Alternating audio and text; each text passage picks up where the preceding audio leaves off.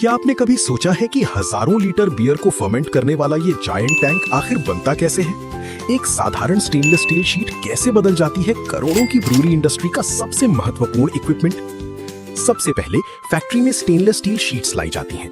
इन sheets को design के अनुसार कटिंग मशीन से बेहद सटीक आकार में काटा जाता है। इसके बाद इन कटे हुए शीट्स को मशीन की मदद से गोल आकार दिया जाता है और टैंक की मेन शेल तैयार की जाती है। अब शुरू होता है सबसे महत्वपूर्ण चरण, डिम्पल जैकेट वेल्डिंग प्रोसेस।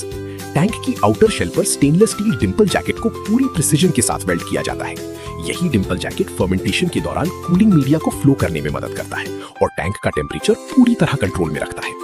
इसके बाद तैयार हुई शेल को उसके दूसरे सेक्शंस के साथ अलाइन करके सभी पार्ट्स को एक्यूरेसी के साथ पोजीशन में लाकर मजबूत वेल्डिंग से जोड़ा जाता है। अब टैंक के बॉटम कोन को वेल्ड किया जाता है। इसके बाद सभी वर्टिकल और सर्कुलर वेल्डिंग जॉइंट्स को पूरा किया जाता है, जिससे टैंक पूरी तरह लीक प्रूफ और मजबूत बन जाता है। वेल्डिंग पूरी होने के बाद टैंक की पूरी सरफेस पर ग्राइंडिंग और बफिंग की जाती है, ताकि हर वेल्ड जॉइंट पूरी तरह स्मूथ और फूड ग्रेड फिनिश में बदल जाए।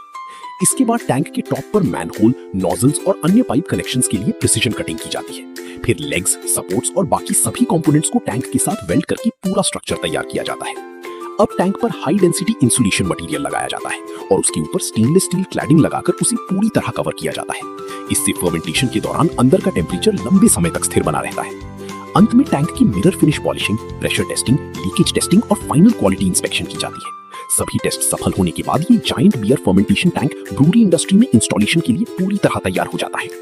एक साधारण स्टेनलेस स्टील शीट से शुरू होकर एडवांस्ड इंजीनियरिंग, प्रिसीजन वेल्डिंग और स्किल्ड मैन्युफैक्चरिंग के जरिए तैयार होता है ये जायंट बियर फर्मेंटेशन टैंक, जो हर प्रीमियम बियर प्रोडक्शन की मजबूत नींव बनता है।